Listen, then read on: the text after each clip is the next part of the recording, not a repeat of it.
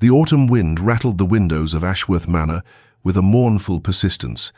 as though the very air mourned what was about to transpire within its cold stone walls. The estate sprawled across the English countryside like a sleeping giant, its gardens overgrown with neglect, its halls echoing with the ghosts of a legacy slowly crumbling beneath the weight of debt and dysfunction. Inside the master bedchamber, candlelight flickered against dark wood panelling, casting shadows that seemed to writhe with their own discontent. Lady Eleanor Lady Eleanor Ashworth now, as of 3 hours prior, stood by the window in her wedding gown, a confection of ivory silk and delicate lace that had been her mother's and her grandmother's before her, watching the skeletal branches of ancient oaks bend against the wind. She had not removed her veil, though the ceremony was long concluded. The wedding breakfast endured, the last guest departed into the gathering darkness. Behind her, she heard the heavy tread of boots against wooden floors, the decisive click of a door closing, the sound of her new husband moving through the space with the contained energy of a man fulfilling an obligation. Duke Sebastian Ashworth was 32 years of age, tall and broad-shouldered, with dark hair that fell across a forehead perpetually creased with the burden of responsibility, eyes the color of winter storms, and a mouth that seemed to have forgotten the shape of a smile. He was considered formidable in London society, a man whose very name commanded respect and inspired a certain wariness, whose late father's cruelty had been whispered about in drawing-rooms, whose mother's tragic decline had been mourned by those who remembered her gentle spirit. Eleanor had met him precisely 4 times before this day, twice at formal introductions orchestrated by their families, once at a musicale where they exchanged perhaps a dozen words, and once when the marriage contract was signed in the presence of solicitors and witnesses. She knew his reputation, knew the estate needed an heir to satisfy the terms of his inheritance, knew her own family's modest nobility required the alliance to secure their standing. What she had not known, until this moment as he crossed the room toward her with mechanical purpose, was how thoroughly one's heart could break while one's face remained composed. "Lady Ashworth," he said, his voice deep and without inflection, formal as a business transaction. She turned from the window to face him, her hands clasped before her, her chin lifted with the quiet dignity that had been remarked upon since her childhood. "Your Grace," she replied, her voice steady despite the trembling that had taken residence in her chest. He stood before her, this stranger who was now her husband, and in his eyes she saw nothing, no warmth, no curiosity, no recognition of her as anything beyond a vessel for his purposes. "I believe we should establish the nature of our arrangement clearly," Sebastian continued, removing his jacket with brisk efficiency, folding it over the back of a chair as though they were discussing estate management rather than the foundation of their shared existence. "I need an heir, not a wife. This marriage serves a purpose, fulfills a requirement of my inheritance, and secures the Ashworth line. Beyond that obligation, I expect nothing from you, and you should expect nothing from me save civility and provision." The words fell between them like stones dropped into still water, their ripples spreading outward to touch every corner of the room, every possibility of what might have been. Eleanor felt something inside her chest collapse, some small flame of hope she had not even realized she was nurturing, extinguishing itself with a quiet finality. She had known this was an arranged marriage, had understood the practical nature of their union,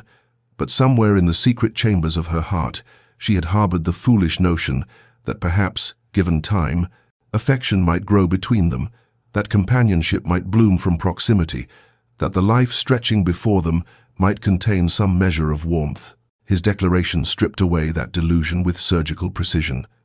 "I understand, Your Grace," she said softly, each word carefully measured, her training in composure serving her now as it had through countless social trials. "Then we have an understanding," he replied, already turning away from her, already dismissing her from his attention. What followed was duty performed without tenderness,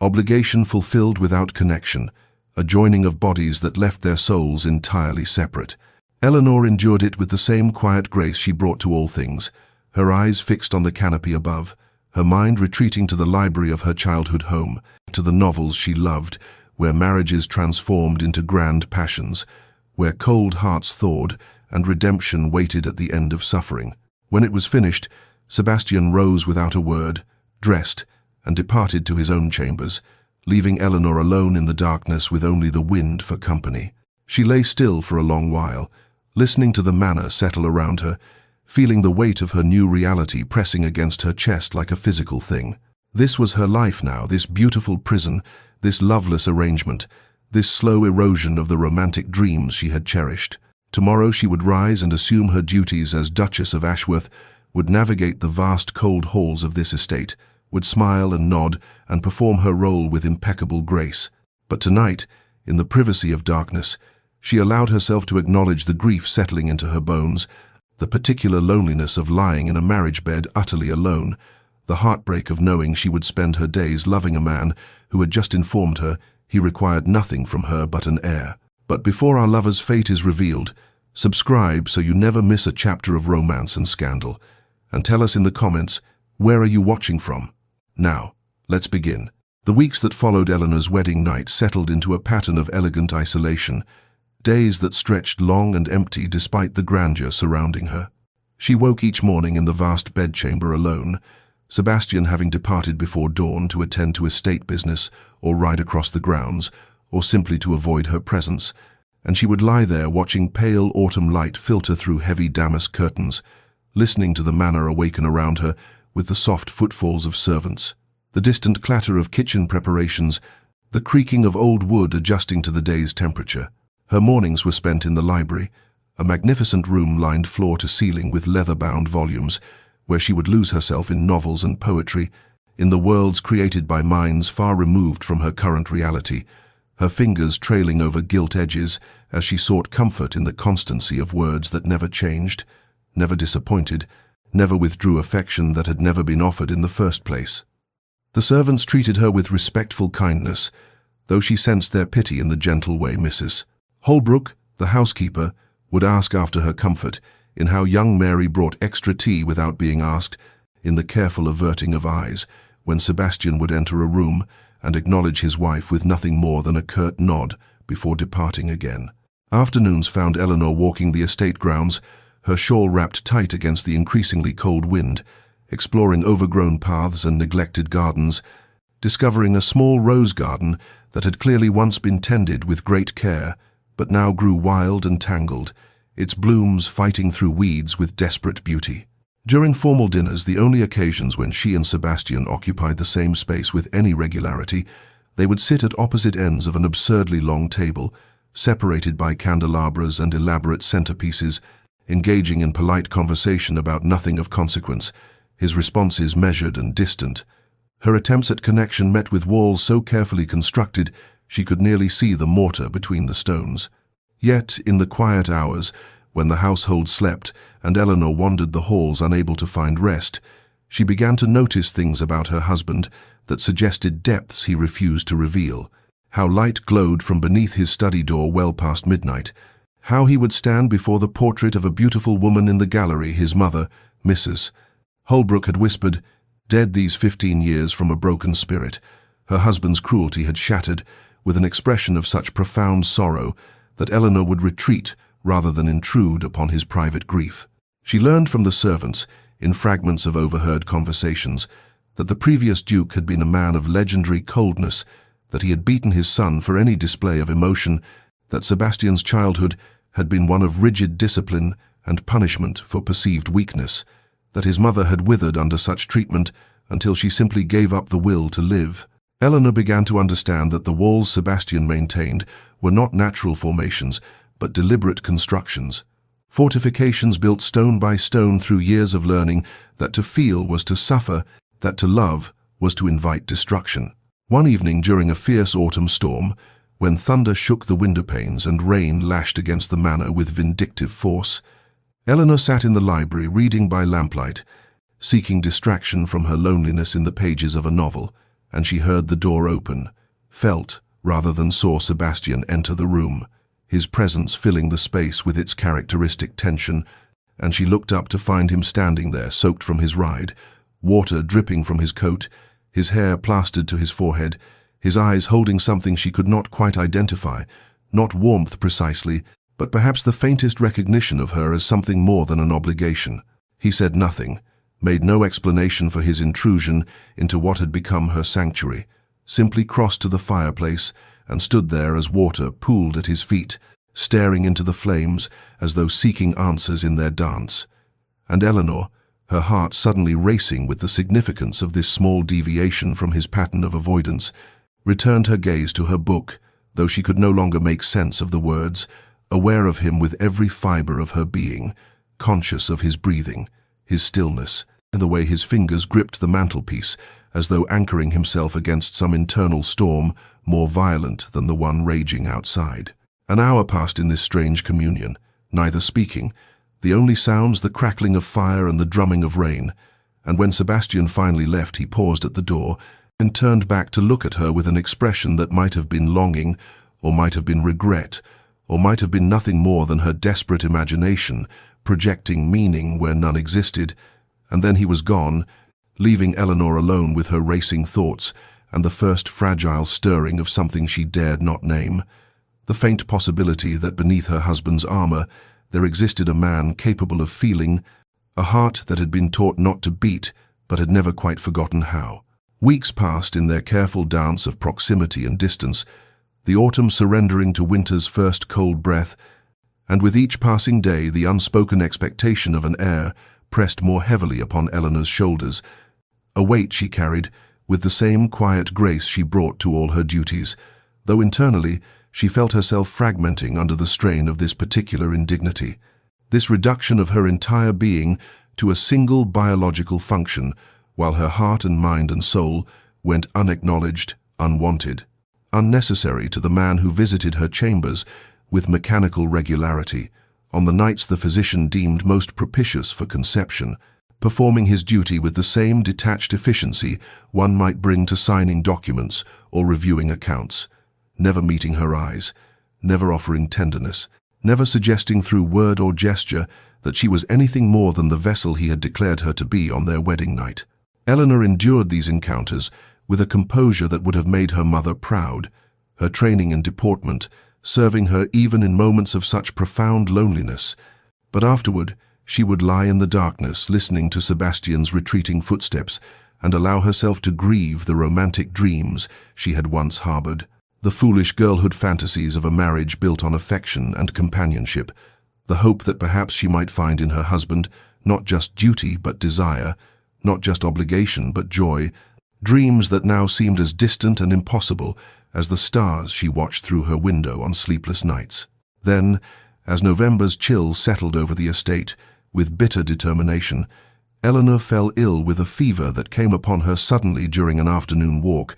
transforming within hours from a slight headache to a raging inferno that left her delirious and trembling, her skin burning to the touch, her body racked with chills that no number of blankets could warm, and Mrs. Holbrook sent immediately for the physician, while the household moved into the controlled chaos of crisis, servants carrying water and clean linens, stoking fires to excessive heat, whispering prayers in corridors. What happened next would puzzle the staff for weeks to come and plant in Eleanor's heart the first seed of genuine hope she had felt since arriving at Ashworth Manor. For Sebastian, who might have been expected to maintain his characteristic distance, who had every reason to delegate her care entirely to servants and physicians, instead appeared in her sick room within the hour and refused to leave, pulling a chair to her bedside and settling into it with the grim determination of a soldier taking a position he meant to hold regardless of cost, his hand reaching out to press against her fevered forehead with a gentleness that seemed at odds with everything she knew of him, his voice low and steady as he ordered the physician to spare no expense or effort in her treatment, his eyes betraying something that looked almost like fear. Through the haze of her illness, Eleanor was dimly aware of his presence, of cool cloths being pressed to her burning skin by hands she somehow knew were his, of a deep voice speaking to her in tones she had never heard him use, urging her to fight, to stay, to not surrender to the fever's pull. And once, in a moment of clarity that pierced through the delirium, she opened her eyes to find him sitting beside her in the grey light of dawn, his face haggard with exhaustion, his hand holding hers with a grip that spoke of desperation,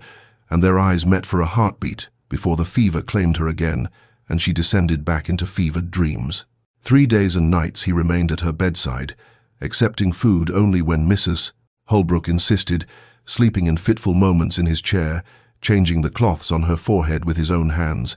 And when the fever finally broke on the fourth morning, and Eleanor woke weak but lucid, the first thing she saw was Sebastian slumped in his chair beside her, his head resting on the edge of her bed, his hand still holding hers, and for a moment, before he woke and the walls reconstructed themselves, she saw in his sleeping face something unguarded and achingly vulnerable, a glimpse of the man he might have been had his father not taught him that to care was to court destruction. When he realized she was awake, Sebastian withdrew immediately, stood, smoothed his rumpled clothing, arranged his features back into their customary reserve, and departed with nothing more than a curt statement that he was pleased to see her recovering, leaving Eleanor alone, with her racing thoughts and the undeniable evidence that somewhere beneath his armor her husband possessed a heart capable of concern, perhaps even of feeling something more, and she began to wonder if the walls that separated them were not innate to his nature, but rather constructed through years of pain and fear, built stone by careful stone to protect a heart that had been taught love, was weakness, and weakness was unforgivable. And in that wondering, she felt something shift inside her own chest, a dangerous softening toward a man who had just demonstrated through action what he would never acknowledge in words, that despite his declarations and his distance, she mattered to him in some way he could not or would not name. As autumn deepened into November's cold embrace, painting the estate grounds in shades of amber and rust, small moments began to accumulate between Sebastian and Eleanor, like fallen leaves gathering in corners, unremarked upon but undeniably present, subtle shifts in the architecture of their careful distance that neither acknowledged aloud, yet both felt with increasing intensity. Eleanor, seeking purpose in her isolation and finding solace in creation, had discovered during her walks the neglected rose garden that had once belonged to Sebastian's mother, and with permission from Mrs. Holbrook, she had begun the patient work of restoration, spending her afternoons on her knees in the cold earth, pulling weeds and pruning back years of wild growth, her hands blistered and dirt-stained as she coaxed the garden back toward the beauty it must once have possessed, guided by an old groundskeeper's memories of how the Duchess had arranged each bed with careful intention, roses organized by color and bloom time, to create a symphony of fragrance that would last from spring through autumn's first frost. She did not do this work for Sebastian's notice or approval, but rather for her own need to nurture something, to see tangible evidence that care and patience could restore what neglect had nearly destroyed. Yet she could not help the small leap her heart made when she noticed from the library window one morning that Sebastian had been to the garden, his boot prints visible in the frost-covered paths, and then again the next day and the day after that, until it became clear he was visiting the space daily, though he never came when she was there, never mentioned the transformation she was working, simply walked among the beds she had cleared and replanted, as though seeking communion with some memory or ghost she could not see. It was Eleanor who discovered quite by accident, through an overheard conversation between Mrs. Holbrook and the estate steward, that Sebastian made regular anonymous donations to 3 orphanages in the county, substantial sums that he explicitly forbade the steward from entering in the estate's official ledgers, and when she carefully inquired about this practice, Mrs. Holbrook explained in hushed tones that the late Duke had considered charity a weakness that encouraged the poor in their poverty, had beaten young Sebastian severely when he discovered the boy had given his own coat to a freezing child in the village, and had forbidden all philanthropic endeavors as contrary to proper aristocratic dignity. Yet Sebastian in his adulthood had quietly defied his father's edicts, helping those his father would have condemned while taking pains to ensure no one knew of his generosity, as though even in rebellion he carried his father's voice, condemning kindness as shameful weakness. Then came the dinner party in late November, when Sebastian's peers from London descended upon the estate for a weekend of hunting and elaborate meals. Lord Pembroke and his wife, along with Sir Richard Hastings and the insufferable Lord Waverley, who drank too much claret and felt entitled to opinions on matters beyond his understanding. And during the second evening's dinner, as Eleanor sat making polite conversation about nothing of consequence, Lord Waverley made some dismissive comment about Eleanor's family being country gentry of no particular distinction, her father, a baron whose lands could fit inside Ashworth stables, suggesting with wine-loosened tongue that Sebastian had married beneath himself, and questioning whether Eleanor possessed the refinement necessary for her position, and the table fell into shocked silence as Sebastian's hand came down on the polished wood with such force that crystal glasses jumped and rattled in their places. What followed was a masterclass in aristocratic evisceration, delivered in tones of such icy precision that even Eleanor, who was its beneficiary, felt the chill, Sebastian's voice cutting through the dining room as he informed Lord Waverley that Lady Eleanor possessed more genuine refinement in her smallest gesture than Waverley had demonstrated in his entire dissolute existence, and that her intelligence and grace elevated every space she occupied, while Waverley's presence tended to debase his surroundings. That Eleanor's provincial background, as Waverley termed it, had instilled in her a dignity and strength of character that Waverley's expensive education and London polish had utterly failed to provide him, and perhaps Waverley might consider departing the estate immediately if he found the Duchess's company so inadequate. A suggestion delivered with such cold finality that the man stammered apologies and fell silent, while the other guests studied their plates with sudden fascination. Eleanor sat frozen in astonishment, her heart racing as she watched her husband defend her with a ferocity she had never imagined him capable of on her behalf. This man, who barely acknowledged her existence, now verbally destroying a peer of the realm for the crime of insulting her worth, and when his eyes met hers across the length of the table, she saw something burning there that made her breath catch. Some fierce protectiveness or possessiveness, or perhaps something deeper that he quickly shuttered behind his customary reserve as he returned to his meal as though nothing extraordinary had occurred. The remainder of the evening passed in strained civility, guests departing early to their chambers, and when Eleanor retired to her own rooms, she found herself unable to settle, pacing before her fire as she replayed the scene again and again, and she heard the knock at her door with surprise, opened it to find Sebastian standing in the corridor still dressed for dinner, his expression unreadable as he asked if he might speak with her, and she stepped aside to let him enter her private space for the first time since her illness. They stood in her sitting room with the fire crackling between them, the silence stretching taut as a bowstring, and Sebastian seemed to struggle with words that would not come, his jaw tight and his hands clenched at his sides, and finally Eleanor said softly that she appreciated his defense of her at dinner, that it was kind of him to speak on her behalf,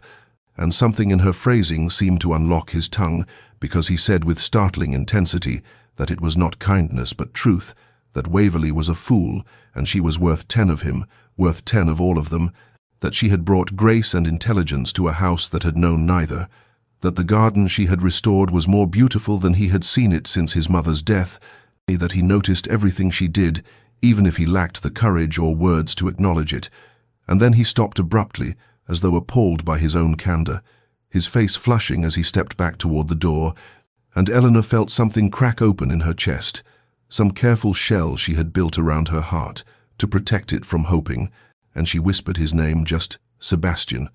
the first time she had used it without his title, and he froze with his hand on the door handle. And for a long moment, they simply looked at each other across the small space that might as well have been an ocean, something enormous and unspoken, hanging between them like morning mist that would burn away if exposed to direct light. And then he was gone, the door closing softly behind him, leaving Eleanor alone with the devastating realization that had been building through weeks of small observations and accumulated moments, the truth she could no longer deny even to herself. She was falling in love with her husband, with this wounded, walled man who had declared he needed an heir, not a wife, and the pain of this recognition settled deep in her bones because she understood with perfect clarity that loving someone who refused to be loved, who had constructed fortifications specifically designed to prevent the very connection she craved, would break her heart more thoroughly than his initial coldness ever could, for there is a peculiar agony in loving the unreachable, in seeing glimpses of what might be while knowing it will likely never fully emerge, and as Eleanor prepared for bed that night, her hands trembled with the weight of this knowledge, this love she had not chosen and could not unfeel, this impossible, unwanted, utterly consuming tenderness for a man who had shown her in 1,000 small ways that somewhere beneath his armor he possessed a heart worth loving, even as he did everything in his power to ensure that heart remained forever beyond her reach. Winter arrived at Ashworth Manor with brutal efficiency, transforming the estate into a landscape of stark beauty and bitter cold. Frost coating every window in elaborate crystalline patterns and snow falling in heavy silence that muffled the world into hushed isolation, and with the seasons turning came an intensification of the pressure that had been building since the wedding. For Sebastian's uncle, Lord Pemberton, arrived unannounced one grey December morning, accompanied by two of the estate's trustees, men in dark coats with ledgers and stern expressions, who closeted themselves with Sebastian in his study for hours, while Eleanor sat in the library pretending to read, but hearing through the heavy doors the raised voices discussing bloodlines and obligations and the concerning absence of any announcement regarding an heir, words that made her feel like livestock being evaluated for breeding potential rather than a human being with thoughts and feelings and a heart that was slowly breaking under the weight of this impossible situation. Sebastian emerged from that meeting looking haunted, his jaw tight and his eyes distant, and in the days that followed he became more withdrawn than ever, barely speaking at meals, disappearing into his study for entire afternoons, and Eleanor understood with painful clarity that he was being crushed between the demands of duty and whatever conflicted feelings he harbored but could not name, that the walls she had seen him beginning to lower were being reinforced stone by stone as the expectations of his position pressed down upon him with inexorable force. She tried to reach him in the small ways she had learned might penetrate his defenses, leaving books she thought he might enjoy in his study, ensuring his favorite foods appeared at dinner, asking gentle questions about estate business that might open conversations, but he met each overture with increasing coldness, as though he were deliberately pushing her away, and Eleanor felt herself becoming a ghost in her own home, drifting through rooms that grew colder despite roaring fires, haunting corridors where her footsteps echoed in empty solitude. It was during one of her solitary walks through the frost-covered garden in late December, wrapped in her heaviest cloak against the biting wind, that Eleanor finally allowed herself to confront the truth she had been avoiding. She could not continue living this way, could not spend years or perhaps decades loving a man who would never allow himself to love her in return, could not let herself be slowly eroded by this loneliness until nothing remained of the woman she had been, the woman who had once believed in beauty and hope and the possibility of happiness. She returned to her chambers with hands trembling from more than cold and sat at her writing desk, pulled out fresh paper and took up her pen, and began to compose a letter to her parents that she never intended to send, but needed to write simply, to see the words in physical form, to make real the option she was beginning to consider. "My dearest Mama and Papa, I write to you in circumstances I never imagined I would face," she began, and the words that followed were an outpouring of everything she had held inside for months, the loneliness and the heartbreak and the soul-crushing reality of loving someone incapable of returning that love. And she found herself writing about the possibility of separation, of returning home, of seeking some arrangement that would free them both from a marriage that existed only in legal documents and empty rituals, though even as she wrote it her heart rebelled against the idea, because despite everything she loved him, loved this wounded, impossible man who visited his mother's garden at dawn and donated secretly to orphanages and had sat by her sickbed with hands that trembled as he pressed cool cloths to her fevered brow, but love alone could not sustain her through this slow dissolution of self. She folded the letter carefully when it was finished and placed it in the bottom drawer of her writing desk beneath other papers, a secret kept even from herself, a possibility held in reserve should the pain become truly unbearable, and she did not know that 2 floors below in the servants' hall Mrs. Holbrook was at that very moment quietly reprimanding 2 maids who had been gossiping about the Duchess, about how they had seen her crying in the garden when she thought no one was watching, about the terrible sadness that hung around her like a shroud, and she did not know that Sebastian happened to be passing through the corridor outside the servants' hall at precisely that moment, that he stopped when he heard Eleanor's name and stood very still as he listened to the maids describing her tears, her loneliness, the way she tried so hard to be brave while clearly breaking inside, and something in Sebastian's chest, something he had thought successfully buried beneath years of careful control, cracked at the image of Eleanor crying alone in his mother's garden, and he stood frozen in that corridor, long after the servants' voices faded, stood with one hand pressed against the wall as though he needed its support to remain upright, and for the first time since his father's death, he felt tears burning behind his own eyes, because he knew with devastating certainty that he was the cause of her pain, that his cowardice and his walls, and his stubborn refusal to acknowledge what he felt were destroying the one person who had brought light into his darkness. And he did not know what to do with this knowledge, except carry it back to his study, where it sat like a stone in his chest, growing heavier with each passing hour. Each day that brought them closer to some breaking point, he could feel approaching but seemed powerless to prevent. The winter ball at Ashworth Manor in mid-January was an affair of considerable magnificence, the entire estate transformed by hundreds of candles that cast dancing shadows across walls, hung with garlands of evergreen and winter roses imported at enormous expense from London hothouses, and the ballroom filled with the cream of county society and several notable families from town who had made the journey despite treacherous roads, because an invitation from the Duke of Ashworth was not something one declined, and Eleanor had prepared for the evening with meticulous care, allowing her lady's maid to dress her in a gown of deep sapphire silk that brought out the color of her eyes, her dark hair arranged in an elaborate style that left her neck and shoulders bare, pearls at her throat, and ears that had belonged to Sebastian's mother and been sent to her rooms that afternoon with no accompanying note. And when she descended the grand staircase to greet arriving guests, she looked every inch the duchess she was meant to be, poised and elegant and heartbreakingly beautiful. Though Sebastian, watching from across the entrance hall, felt something twist painfully in his chest, because he could see what others could not, could see the careful blankness in her eyes that spoke of a woman going through motions while feeling nothing, a performance of grace masking profound emptiness. The evening unfolded with predictable formality,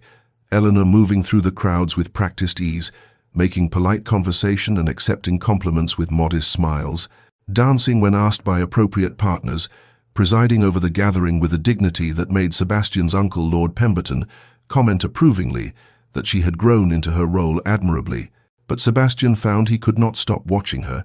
could not focus on his own conversations or obligations, because his attention kept returning to Eleanor across the room. And as the hours passed, he began to notice things that filled him with an emotion he had never experienced before, a hot, bitter feeling that he slowly recognized as jealousy. He watched as young Lord Hartley, a kind man known for his gentle manner and devotion to his wife, engaged Eleanor in conversation that made her laugh, actually laugh, a genuine sound Sebastian realized he had never heard from her, not once, in all their months of marriage, and the sight of that laughter directed at another man, the way her face transformed with real joy, made Sebastian's hands clench into fists at his sides. He watched as Sir Edmund Frost, recently widowed and wealthy, requested a second dance with Eleanor, and she accepted, the two of them moving together with easy grace, while Sebastian stood rigid against the wall, and he watched as Colonel Matthews, just returned from India with tales of exotic lands, held Eleanor's attention for nearly 20 minutes, her eyes bright with interest as he described temples and markets and monsoon rains, and Sebastian understood with devastating clarity that these men, warmer men, kinder men, men not crippled by fear and walls of their own construction, could make Eleanor happy in ways he had utterly failed to do, that she smiled for them in minutes more genuinely than she had smiled for him in months. And the realization was a knife twisting in his chest, because he had done this, had created this situation where his own wife found more joy in strangers' company than in his. The ball finally ended near midnight, guests departing in carriages that crunched through fresh fallen snow, and Sebastian stood in the entrance hall making farewells with Eleanor beside him, the two of them, the picture of aristocratic partnership to any observer. And when the last guest had gone, and the servants began extinguishing candles and clearing glasses, Eleanor turned toward the staircase without a word,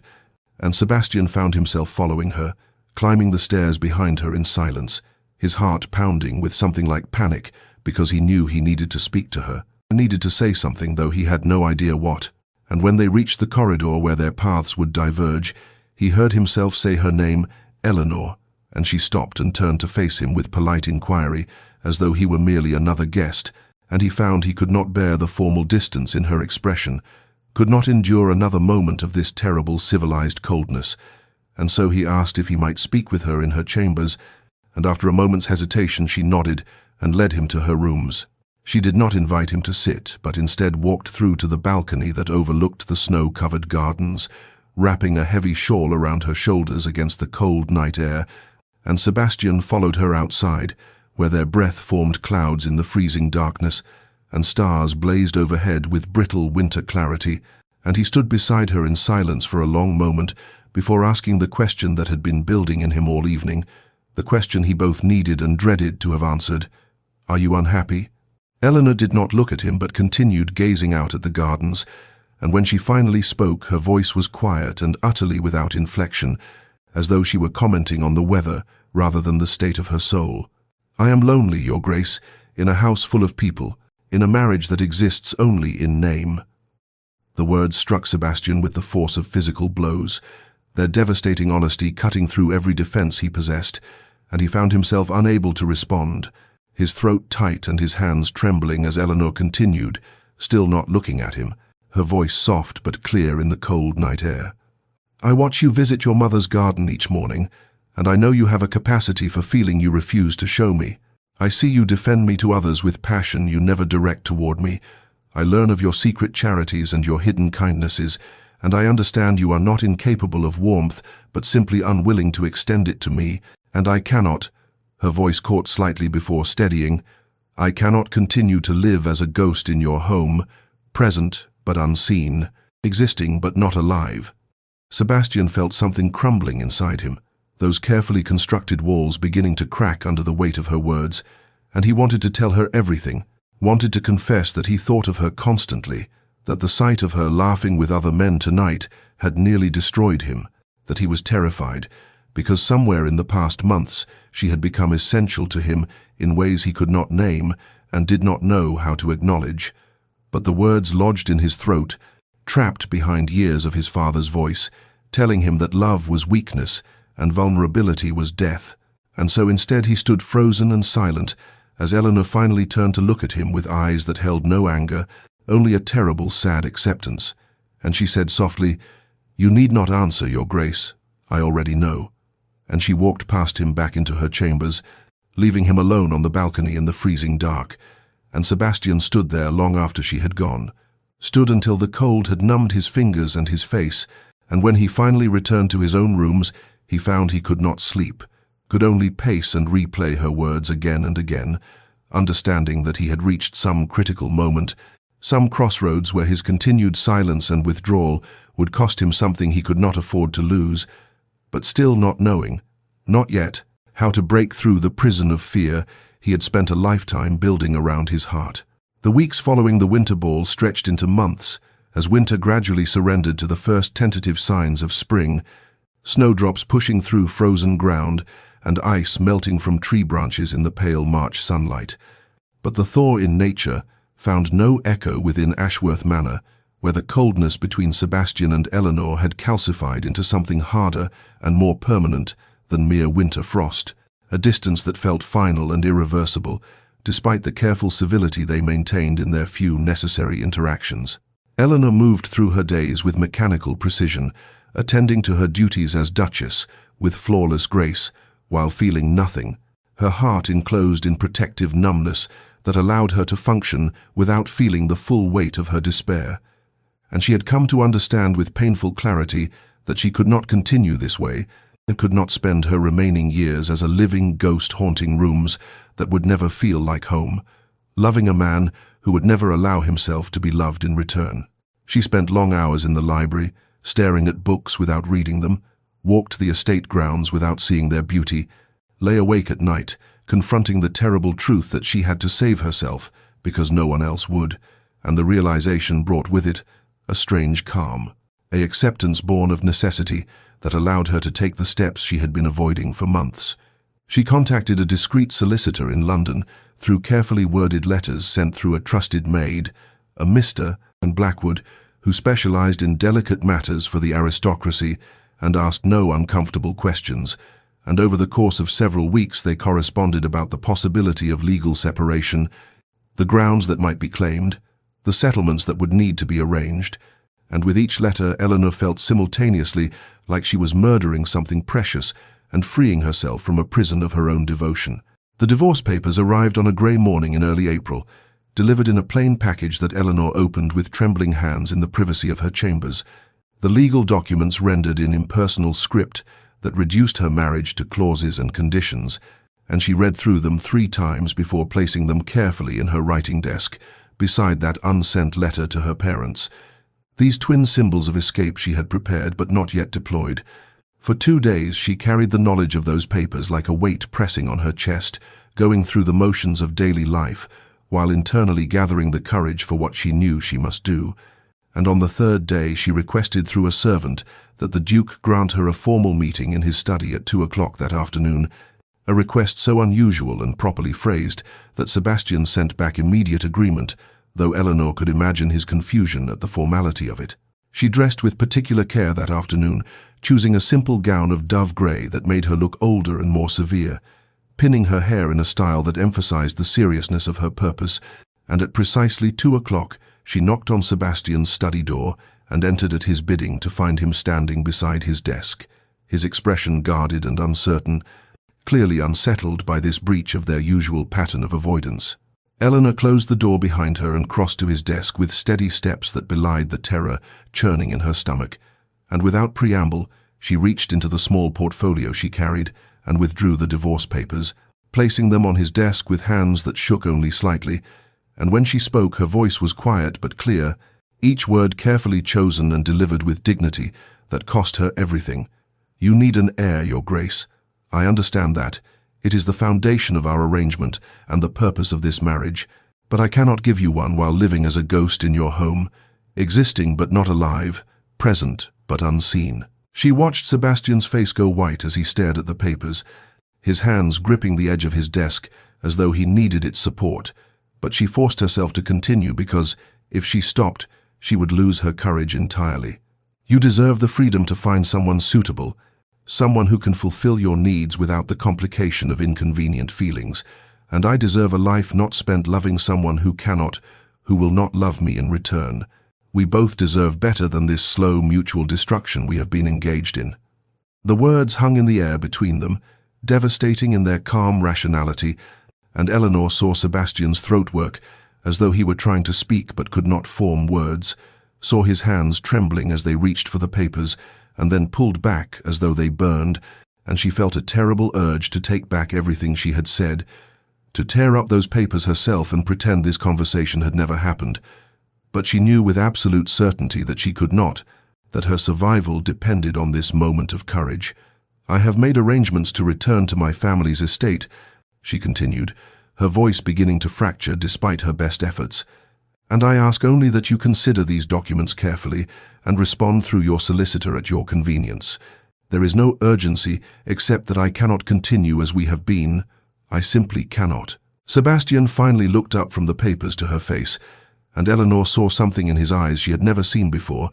something raw and desperate and utterly lost. But he said nothing, merely stood frozen behind his desk, staring at her as though she were speaking a language he could not comprehend.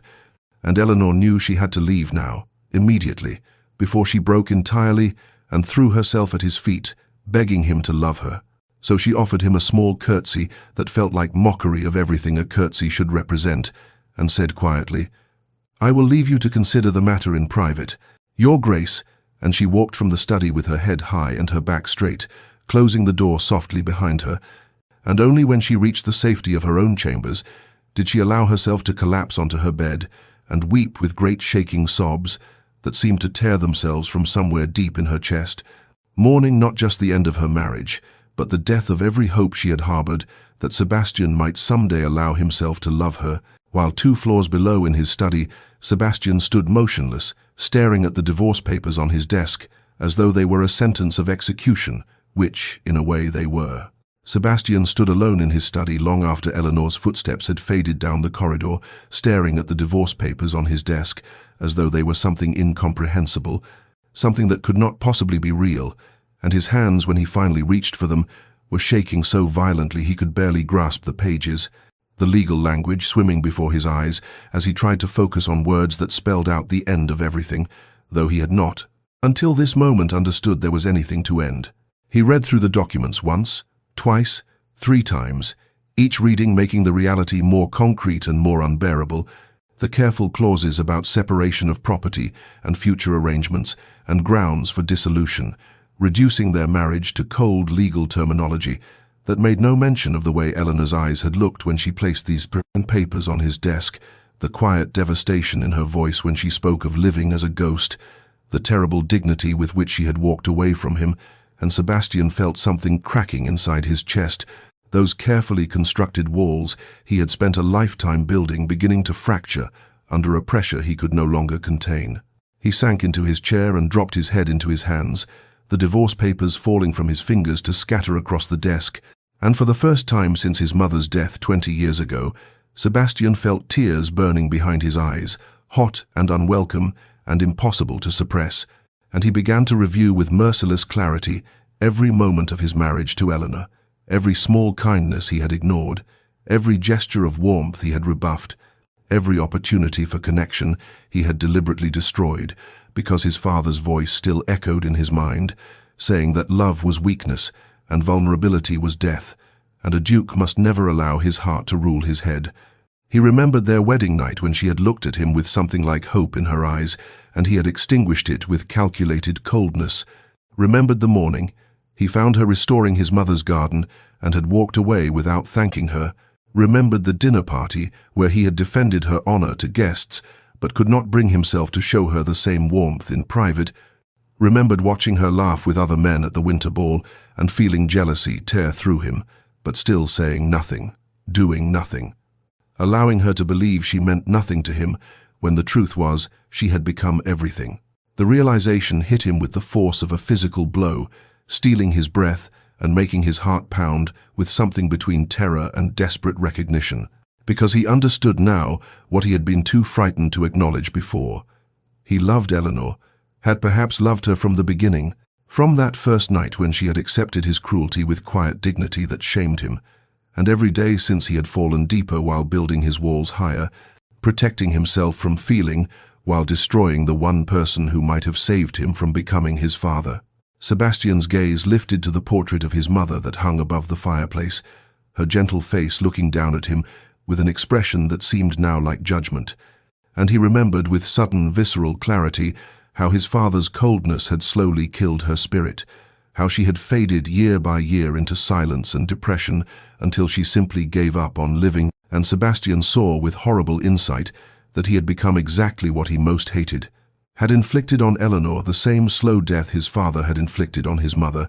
It had taken a warm, loving woman and turned her into a ghost through his deliberate emotional cruelty. The tears came then, hot and bitter, streaming down his face as he wept for his mother and for Eleanor and for himself, for all the wasted months and missed opportunities and the terrible possibility that he had realized the truth too late, that Eleanor was even now preparing to leave him, and he would spend the rest of his life alone in this vast empty house, with nothing but his pride and his walls and the memory of what he had destroyed through cowardice. The night stretched on endlessly as Sebastian sat in his study surrounded by darkness, the candles burning down to stubs and the fire dying to embers, and he could not stop seeing Eleanor's face as she had looked that afternoon, the careful blankness that masked such deep pain, could not stop hearing her voice saying she deserved a life, not spent loving someone who could not love her back, and he wanted to scream that he did love her, that she was wrong, that he was capable of love even if he had never shown it. But the words felt hollow even in his own mind, because love without action was meaningless. Love hidden behind walls was indistinguishable from hatred, and he had given Eleanor no reason to believe his heart held anything but ice. As dawn began to lighten the windows, Sebastian understood with absolute clarity that Eleanor was not just his wife but his salvation, the one person who could save him from the cold, lonely existence his father had mapped out for him, and he was about to lose her through his own cowardice unless he could find the courage to tear down every wall he had ever built and offer her the one thing he had never given anyone, his whole broken, terrified heart. The morning arrived with pale spring sunlight filtering through the tall windows of Ashworth Manor, illuminating dust motes that drifted through empty corridors like tiny spirits, witnessing the end of an era, and Eleanor stood in her chambers surrounded by half-packed trunks and the remnants of a life she had tried to build in this vast cold house. her hands moving with mechanical efficiency as she folded gowns and wrapped small treasures in tissue paper.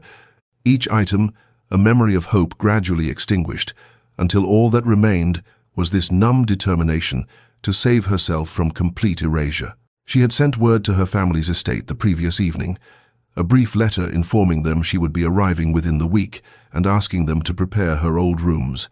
And though she had not explained the circumstances, she knew her mother would understand the moment she saw Eleanor's face, would recognize the particular grief of a woman who had loved unwisely and lost everything in the loving, and the thought of her mother's embrace was the only comfort Eleanor could grasp as she continued her methodical packing. The household moved around her with unusual quietness, servants speaking in hushed voices as they passed her open door, their faces reflecting a sorrow that touched Eleanor despite her numbness, because these people had been kind to her when kindness was all she had treated her with warmth when her own husband offered only ice, and she would miss them more than she would miss these grand rooms that had never felt like home. As the morning clock struck 10, Eleanor closed the last trunk and stood surveying her chambers one final time. Memorizing details she knew she would never see again, the view of the gardens from her window, and the bookshelf she had filled with her favorite volumes, the writing desk where she had composed so many unsent letters, and she felt a wave of grief so intense it nearly brought her to her knees. But she steadied herself with one hand on the bedpost and reminded herself that she was choosing life over this slow death,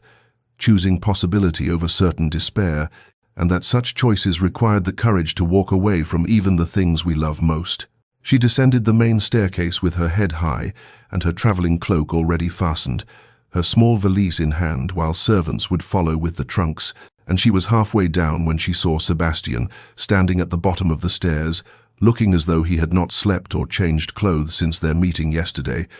his formal attire rumpled and his eyes red-rimmed and wild, and in his hands he held the divorce papers, except they were no longer intact, but torn into dozens of pieces that he clutched like a man drowning might clutch debris in a storm. Eleanor stopped on the stairs, her heart beginning to pound with something between hope and terror, and Sebastian looked up at her with an expression of such raw desperation. It was almost frightening as he said simply, hoarsely, "No," the single word echoing through the entrance hall, where several servants had frozen in their tasks to witness this unprecedented scene. Eleanor forced herself to continue descending until she stood 3 steps above him, using the height to maintain some small sense of control, though her hands were shaking so badly she had to grip her valise with both hands, and she said with as much steadiness as she could manage, "You cannot force me to stay. Your Grace, the law allows for separation, and I have made my choice. You have no right to—" But Sebastian interrupted her, his voice breaking as he said, "I know I have no right. I know I deserve nothing from you, but I am asking anyway, begging if I must, for you to hear me before you leave. Just hear me, Eleanor, please." The use of her Christian name, which he had never spoken before, struck her like a physical blow, and she found herself unable to move, as Sebastian took a shaking breath and began to speak words that tumbled out, as though he had been holding them back for so long they could no longer be contained. "I have been a fool and a coward. I have treated you abominably. I have hidden behind duty and propriety and my father's poisoned teachings because I was terrified of what I felt for you, what I have felt since the beginning, though I was too frightened to name it, and I have let that fear destroy something precious and rare and irreplaceable. But the thought of losing you has broken something in me that I did not know could break. It has torn down every wall I built and left me with nothing but the truth I should have spoken months ago." Servants throughout the hall had stopped even pretending to work, standing motionless as they watched their duke, always so controlled, so proper, so coldly composed, come apart before their eyes, and Sebastian seemed not to notice or not to care as he took another step toward Eleanor and said, "I love you. I have loved you, perhaps from that first night when you showed me more grace than I deserved, and every day since I have fallen deeper, while convincing myself I was protecting us, both by maintaining distance, but I was only protecting my own cowardice, my own terror of becoming my father, or losing you the way my father lost my mother, and instead I have driven you away through the very coldness I swore I would never inflict on anyone. His voice broke completely, and he had to stop, tears streaming down his face unchecked as he struggled to continue. Eleanor stood frozen on the stairs, her own tears beginning to fall as Sebastian sank slowly to his knees on the marble floor, still clutching the torn papers, and said brokenly, "You are everything to me. You are my salvation and my hope, and the only light in this darkness I have lived in for so long. And I am not asking you to stay for an heir or for duty or for anything except that I need you, not as a duke needs a duchess, but as a drowning man needs air, and I will spend the rest of my life proving to you that I am capable of being the husband you deserve if you will only give me the chance. But if you cannot, if I have destroyed too much, then I will let you go because loving you means wanting your happiness, even if that happiness must be found away from me." The great entrance hall was utterly silent, except for the sound of Sebastian's ragged breathing and the quiet weeping of several servants who had witnessed their mistress's gentle sadness transform over months into this desperate ending, and Eleanor looked down at this proud, difficult man, kneeling before her with his heart finally, devastatingly exposed, and she felt something shift in her chest, some locked door beginning to open, despite every rational voice telling her to walk away, to protect herself, to refuse this sudden transformation that seemed too dramatic to be trusted. But as she looked into Sebastian's eyes, she saw not manipulation but truth, not performance but genuine anguish, and she understood that this moment was not an ending but a threshold, not a resolution but a beginning, fraught with uncertainty and risk, and the terrifying possibility of hope. Eleanor stood on the stairs looking down at Sebastian kneeling before her with his heart finally exposed, and though every rational part of her mind screamed that she should continue walking, should protect herself from further pain, should not trust this sudden transformation that seemed too dramatic to be believed, she found she could not move,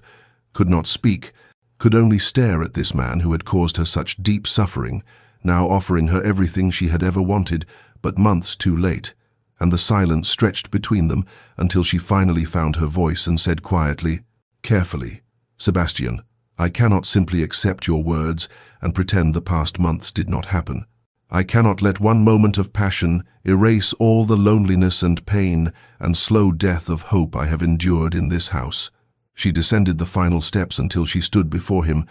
looking down at his tear-stained face with a mixture of love and wariness that made her voice tremble as she continued. "You say you love me now, that you have loved me all along, but love without action is meaningless. Love hidden behind walls is indistinguishable from cruelty,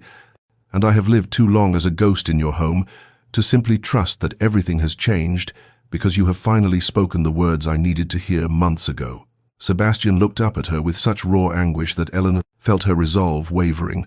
but she forced herself to continue, to protect the fragile remnants of her heart, even as it yearned to accept his confession, and she said, "I need time, I need proof. I need consistency rather than grand gestures that might fade when the fear of losing me subsides, because I deserve more than a husband who only values me when he thinks I might leave." The words seemed to strike Sebastian like physical blows, but he nodded slowly, rising from his knees with visible effort and saying hoarsely, "You are right. You deserve everything you have named and more, and I am asking only for the chance to prove myself, to show you through daily actions rather than desperate speeches that I am capable of being the husband you deserve. And if you will give me that chance, I swear I will spend every day earning your trust until you believe in my love as completely as I believe in it now." Eleanor studied his face, searching for any hint of manipulation or performance, but saw only genuine desperation and hope and a vulnerability so complete it was almost frightening. And she found herself saying against all her better judgment, "I will not leave today. I will stay and give you the opportunity to prove your words with actions. But I cannot simply resume our marriage as though nothing has changed. I need space and time to heal from what has passed." Sebastian's relief was so profound he swayed slightly, gripping the banister for support as he said,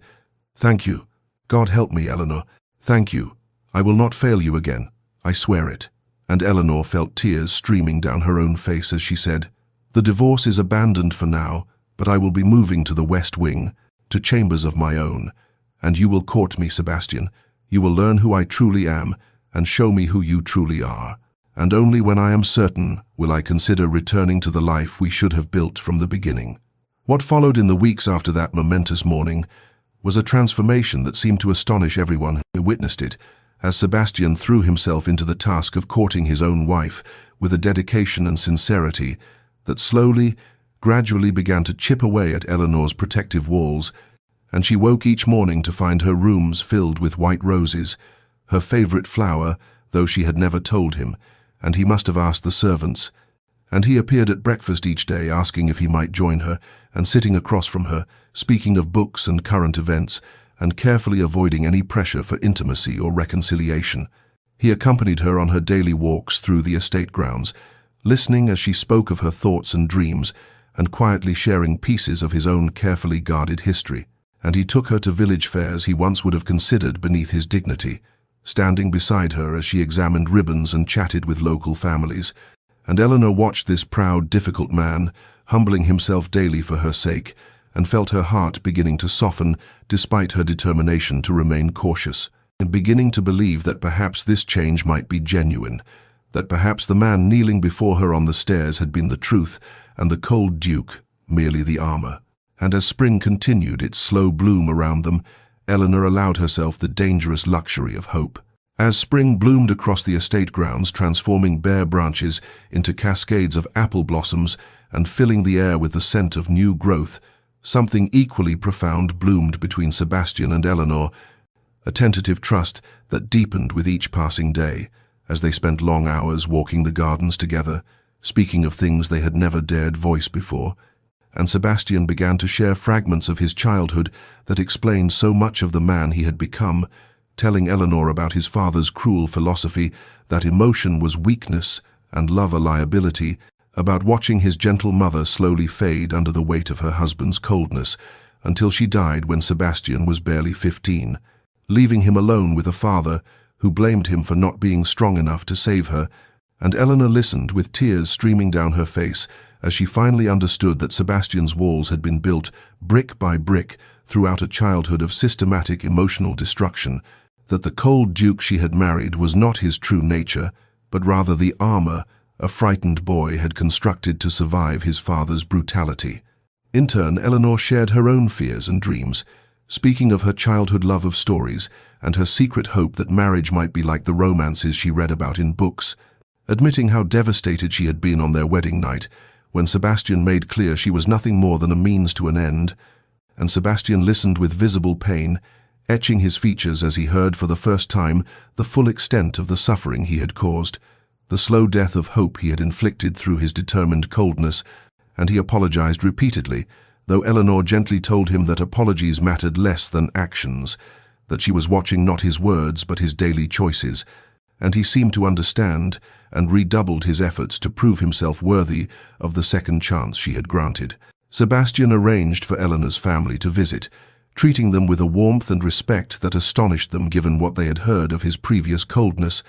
and Eleanor watched as he engaged her father in genuine conversation about estate management and complimented her mother on raising such a remarkable daughter, and she felt something in her chest loosening, some last defensive wall beginning to crumble, as she witnessed this proud, difficult man humbling himself for her sake. And at social gatherings, he began publicly acknowledging his wife's intelligence and worth,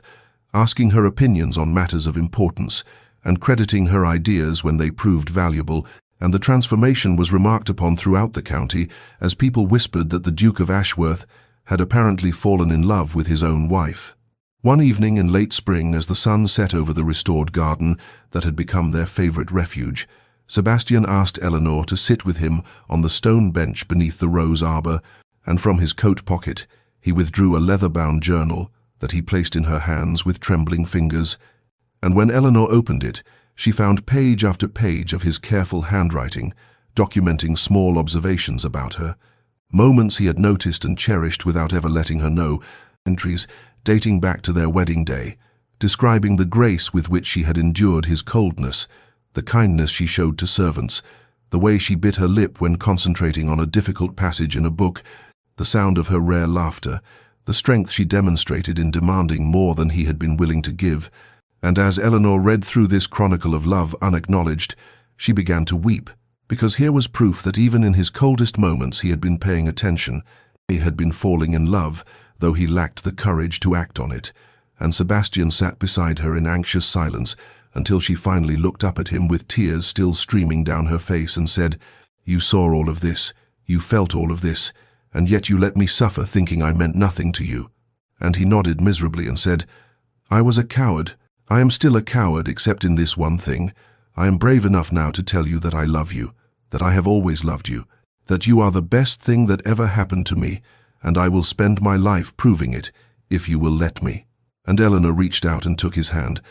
really took it for the first time with intention and desire rather than mere duty, and she said, "Then prove it, Sebastian, not with grand gestures but with every small daily choice. Prove it until I can believe it without reservation."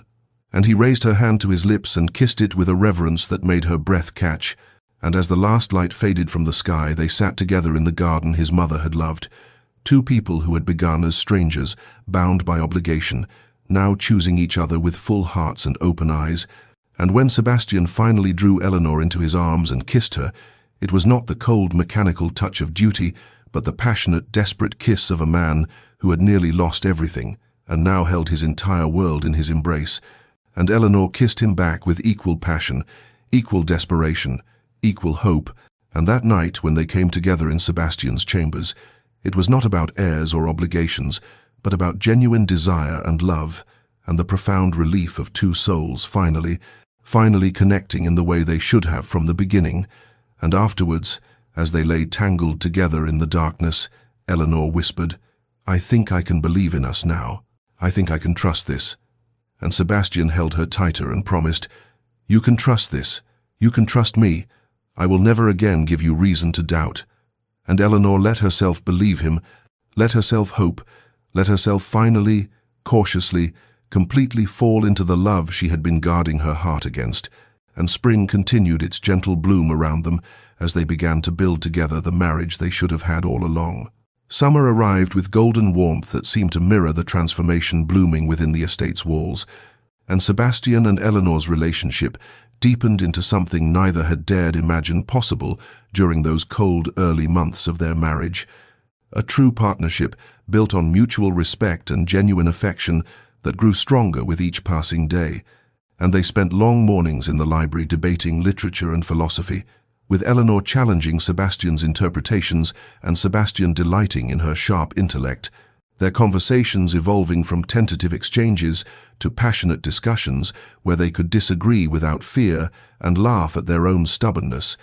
And in the afternoons they walked the estate together, reviewing account books and discussing improvements with Eleanor's suggestions about tenant welfare, proving so valuable that Sebastian began to wonder how he had ever managed without her insights. And the transformation in Sebastian was remarked upon by everyone who encountered him, as the cold, forbidding duke seemed to have vanished, entirely replaced by a man who smiled easily and engaged warmly with both family and staff,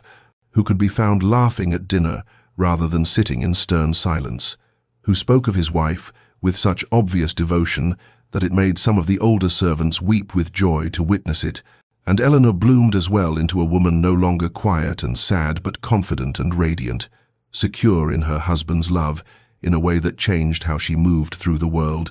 And one afternoon in late summer, Sebastian asked Eleanor to accompany him on a walk with a particular destination in mind, though he would not say where they were going, and she followed him through the estate grounds to a small chapel she had never visited before,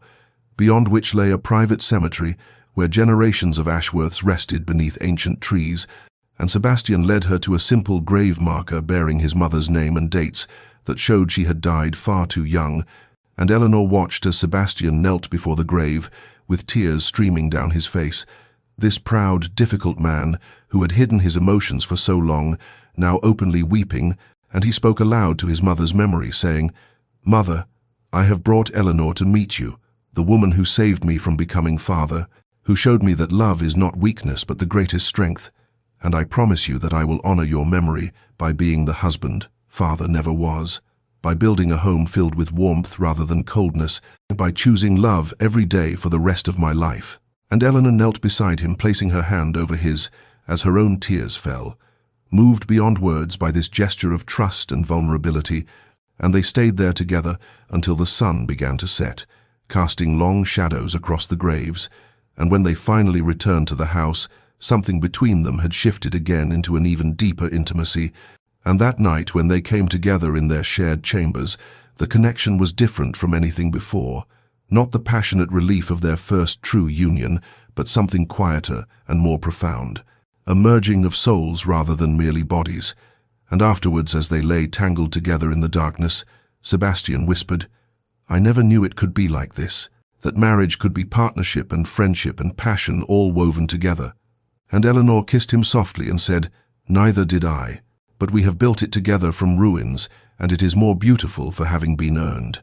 And as summer continued its slow progression toward autumn, they dreamed together about their future, about children perhaps, and growing old together, and all the years stretching ahead filled with this precious intimacy they had fought so hard to achieve. Early autumn arrived with a whisper of change, as leaves began their slow transformation from green to gold,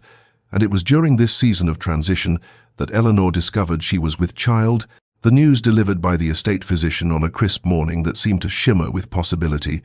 And when Eleanor told Sebastian, she watched his face carefully, uncertain how he would react, given their tumultuous history and his original declaration that he needed an heir, not a wife. But what she witnessed was not the cold satisfaction she might once have expected, but rather pure, unfiltered joy that transformed his features into something almost boyish, his eyes bright with tears as he pulled her into his arms and whispered,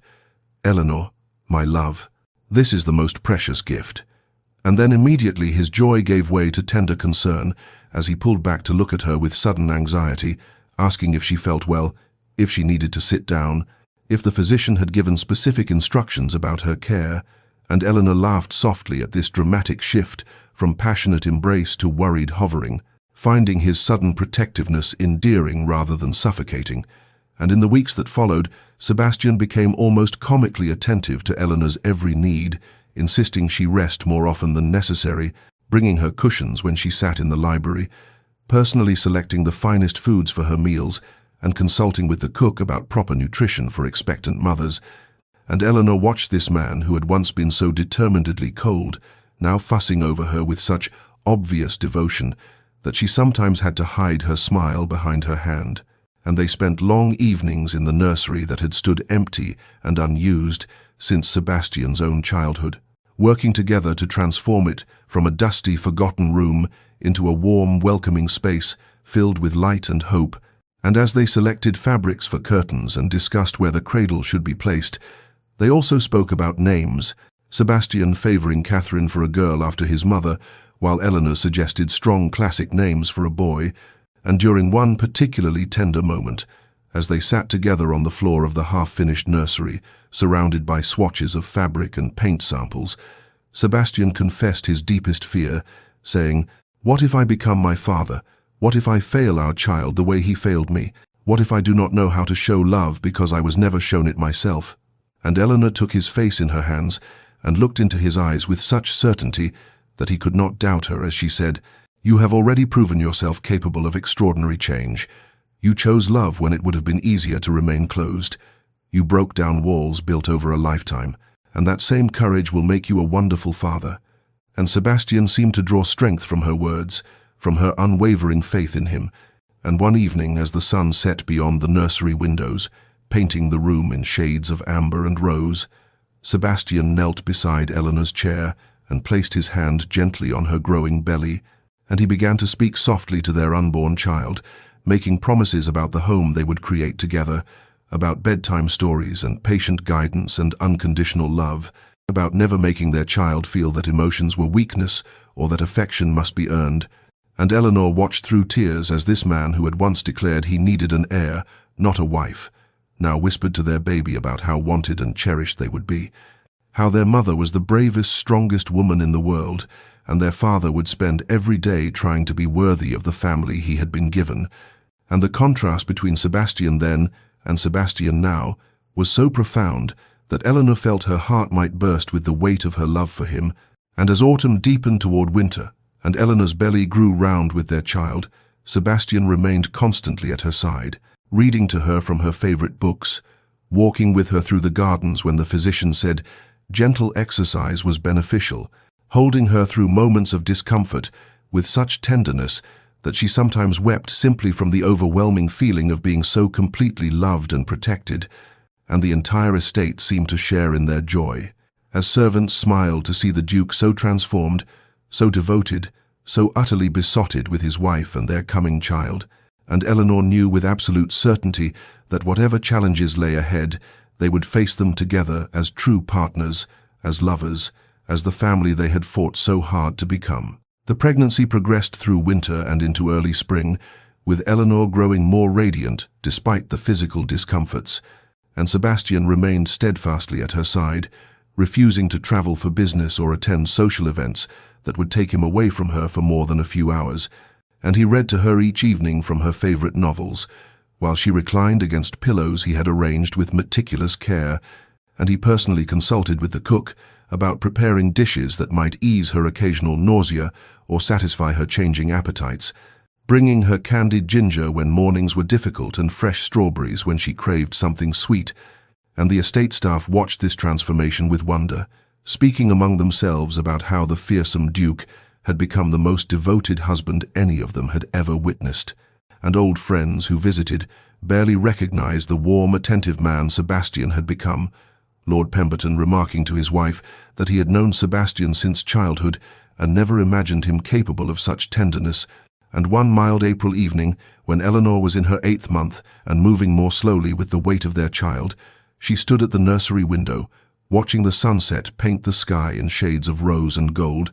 and Sebastian came to stand behind her, wrapping his arms gently around her and resting his hands on her swollen belly, and they stood there in peaceful silence until Eleanor suddenly gasped and doubled over with a pain that sent immediate terror through Sebastian's heart, and he called for servants to fetch the physician and the midwife while he helped Eleanor to their bedchamber, his hands shaking as he tried to remain calm for her sake, though inside he was fracturing with fear, and the midwife arrived quickly examining Eleanor and declaring with concern that the baby was coming early, several weeks before expected. And what followed were hours of agonizing waiting as Sebastian paced outside the birthing chamber, listening to Eleanor's cries of pain and feeling utterly helpless. This man who had always controlled everything, now powerless to ease his beloved wife's suffering, and he found himself praying desperately to a God he had largely ignored since childhood, making fervent promises that if Eleanor and their child survived, he would be worthy of such mercy forever, that he would never again take for granted the precious gift of love she had given him. And the night stretched endlessly with Sebastian's fear growing, as the physician's face became increasingly grave and hushed. Urgent voices carried through the door, and Sebastian thought he might go mad from the terror of potentially losing Eleanor, of having finally found love only to have it torn away, and he leaned against the wall with tears streaming down his face, whispering, "Please, please let her live. I cannot exist in a world without her." And then, just as dawn began to break through the windows, there came the thin wail of an infant, followed by terrible silence that made Sebastian's heart stop, and he burst through the door without permission to find the midwife holding a tiny baby girl, while the physician worked frantically over Eleanor's still form, and Sebastian rushed to Eleanor's side, taking her hand and calling her name with desperate urgency, and after what felt like an eternity, her eyes fluttered open and she whispered, "Sebastian, it is our daughter well." And his relief was so overwhelming that he could barely speak as he assured her that yes, their baby was perfect and healthy. And when the midwife placed the small warm bundle in his arms, Sebastian looked down at his daughter's tiny face and felt his entire world shift, and he carried her carefully to Eleanor's bedside so she could see this miracle they had created. And as Eleanor reached up to touch their daughter's downy hair, Sebastian whispered with a voice thick with emotion, "You gave me everything, Eleanor, love, hope, purpose, the courage to become someone worthy of such gifts, and I see now that the heir was never what I needed. You were always what I needed. You and this family we have built together from the ruins of what I thought my life must be." And Eleanor smiled through her exhaustion and said, "And you gave me a love I thought existed only in stories. Sebastian, you became the man I always believed you could be." And they sat there together as morning light filled the room, parents now, their daughter sleeping peacefully between them, and Sebastian knew that this moment was the truest beginning of the life he had almost been too afraid to claim. The months following Catherine's birth transformed the Ashworth estate into something it had never been before, a place of warmth and laughter and tender domesticity, and Sebastian became a father unlike any the household had ever witnessed, often found in the nursery at all hours, cradling his tiny daughter against his chest and singing old lullabies he remembered from his own mother's rare moments of happiness. And when servants offered to change Catherine or soothe her crying, he would shake his head with a gentle smile and say that he wished to do these things himself, that he had spent too much of his life avoiding connection and would not miss a single moment with his child. And Eleanor watched this transformation with quiet, profound joy, seeing the cold, distant duke she had married become this devoted, loving presence, who spoke to their daughter in soft tones about everything from the weather to the books he planned to read to her when she was older,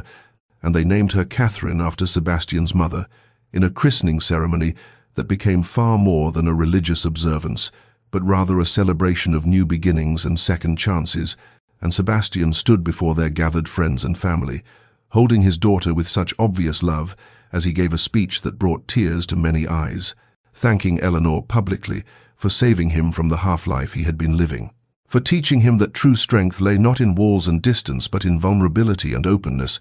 for showing him that love was not weakness, but rather the greatest legacy a man could leave.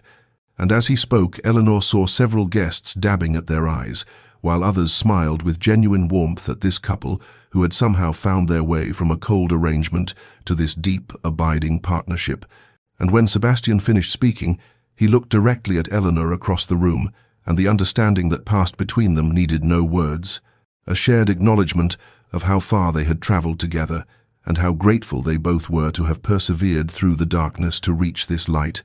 And in the months that followed, life settled into a peaceful rhythm of family breakfasts, where Sebastian would make faces at Catherine to elicit her gurgles of delight, of evening walks through the estate grounds, with Eleanor carrying their daughter and Sebastian pointing out the flowers and trees and birds, as though Catherine could understand his gentle narration, of quiet moments in the nursery where they would stand together, watching their child sleep and marveling at the miracle of her existence. And the entire household remarked on the change not just in the Duke, but in the very atmosphere of the estate, which had once been cold and formal and was now filled with the sounds of infant laughter and parents' soft voices and the general contentment that comes from a house built on genuine love rather than mere duty. And Eleanor would sometimes catch Sebastian simply staring at her, and Catherine with an expression of such wonder and gratitude that she knew he was still amazed by what they had built together, still grateful every day that she had been brave enough to demand more than he thought he could give, and that he had been brave enough to try to become worthy of such demands. And as their first year, as parents drew to a close and Catherine grew from a tiny infant into a baby with her father's dark hair and her mother's gentle eyes, Sebastian would often whisper to Eleanor in the quiet darkness of their shared bedchamber that he had finally found the purpose he had searched for his entire life, that it was not in heirs or duty or preserving a legacy, but rather in this simple, profound act of loving and being loved in return. 2 years passed like the turning of pages in a beloved book, each season bringing new chapters of joy and growth to the Ashworth estate, and the transformation that had begun with Sebastian's tearful confession on the grand staircase had deepened into something far more profound than either of them could have imagined. And for the estate now thrived under their joint management, with Sebastian consulting Eleanor on every major decision, and Eleanor bringing her intelligence and compassion to matters of tenant welfare and land stewardship, and they had been blessed with a son named James, who arrived on a crisp October morning with his father's dark eyes and a lusty cry that announced his presence to the entire household. And Catherine had grown into a bright, curious toddler of 2 who followed her father everywhere with devoted adoration, reaching up her small arms to be carried and chattering in her half-formed words about flowers and birds and everything that caught her wandering attention. And the family was often seen together in the gardens or on the grounds, or in the village where Sebastian and Eleanor had established themselves as generous benefactors, supporting local causes and treating everyone from the highest nobility to the humblest tenant with equal respect and kindness. And Sebastian had become known throughout the county, not for the cold severity that had once defined him, but rather for his generosity and fairness, and above all for his obvious devotion to his family. And Eleanor had established several charitable initiatives, including a school for local children, where she taught reading twice a week, and a restoration project for the village church that had fallen into disrepair. And they worked together as true partners in every sense, discussing estate matters over breakfast while Catherine played with her wooden blocks and James nursed contentedly in Eleanor's arms, debating the merits of new agricultural techniques during afternoon walks, planning improvements to tenant cottages in the quiet evenings after the children were asleep. And one particular autumn afternoon, when the leaves were turning gold and crimson and the air held that peculiar clarity that comes before winter, Eleanor was in their private sitting room, sorting through correspondence while Sebastian played on the floor with Catherine building towers of blocks for her to knock down with gleeful shrieks, and as Eleanor reached for a small wooden box on the shelf, where she kept important documents, her hand brushed against something she had not looked at in 2 years. And when Sebastian glanced up from his play, he saw her holding torn pieces of paper with an expression he could not quite read, and he rose and crossed to her, asking what she had found. And Eleanor looked up at him with eyes that held both shadows of old pain and the light of present joy, as she said quietly, "The divorce papers. I kept them." And Sebastian felt his heart contract as he took the fragments from her hands and asked why she would preserve such a painful memory, and Eleanor smiled with that particular gentleness she had developed over their years together and explained, "They remind me of the day everything changed, Sebastian, the day you chose love over pride, the day you proved that people can transform if they find the courage to try. They are not a symbol of what we almost lost, but rather of what we found." And Sebastian looked down at the torn pieces that represented the moment his entire life had hung in the balance, the moment he had finally broken through his own walls, and he thought of all that had come since the love, the children, the partnership, the profound happiness that filled every corner of what had once been such a cold and empty house, and he carried the pieces to the fireplace where a small fire burned against the autumn chill, and he held them out to Eleanor in silent question, and she nodded with understanding, and together they fed the fragments to the flames, watching as that painful chapter of their lives turned to ash and smoke, the physical remnants of their near tragedy consumed by fire, while the lessons remained forever written on their hearts. And as the last piece blackened and disappeared, Sebastian pulled Eleanor close and whispered, "We have no need for reminders of what we almost lost, my love, when every day I wake beside you is a reminder of what we found." And Eleanor leaned into his embrace, feeling the solid warmth of him and listening to Catherine's happy babbling and James's soft sounds from his cradle, and she thought how strange and wonderful it was that the coldest arrangement had led to the warmest love, that the man who had once needed only an heir had become the devoted husband and father she had always dreamed of. And as the ashes of the divorce papers settled in the grate, they stood together, looking toward a future that stretched bright and unlimited before them. A future built not on duty or obligation, but on the transformative power of choosing love, even when, especially, when such choice required the courage to change everything. 5 years had passed since the torn divorce papers had turned to ash in the fireplace, and the Ashworth estate, on this particular June afternoon, bore no resemblance whatsoever to the cold, forbidding place it had been a decade earlier, for the grounds were filled with the sounds of children's laughter and music from a small ensemble, and the cheerful chatter of guests who had come to celebrate Catherine's 7th birthday, and colourful bunting stretched between the ancient oak trees, while tables laden with cakes and sweets and delicate sandwiches dotted the lawn, and children in their finest clothes ran through the gardens, playing games of tag and hide-and-seek among the rose bushes that Eleanor had so lovingly restored years ago. And Sebastian stood near the terrace, watching the festivities with an expression of such profound contentment that several old friends who remembered the severe cold duke he had once been found themselves marveling at the transformation, and Eleanor moved through the celebration with natural grace, greeting guests and ensuring the children were happy, and occasionally catching Sebastian's eye across the lawn and exchanging smiles that held entire conversations of love and shared joy. And they were now in their late 30s, with Sebastian's dark hair showing distinguished threads of silver at the temples, and Eleanor's beauty having matured into something deeper and more radiant than mere youth could provide. And when they came together in the afternoon sunshine, and Sebastian took Eleanor's hand in his with the casual intimacy of long-married lovers, Lady Pemberton remarked to her husband that she had never in all her years seen a couple more devoted or more clearly in love. And as the celebration continued into the golden evening, and the children were finally tucked into beds throughout the estate, exhausted from their playing, Sebastian and Eleanor found themselves alone in the library, where so much of their early painful distance had played out, and Eleanor settled into the chair by the window where she had once sat reading in solitude, while her husband ignored her existence. And Sebastian crossed the room not to his desk, where he had once barricaded himself behind work and duty, but rather to kneel beside her chair, much as he had knelt on the grand staircase 5 years earlier,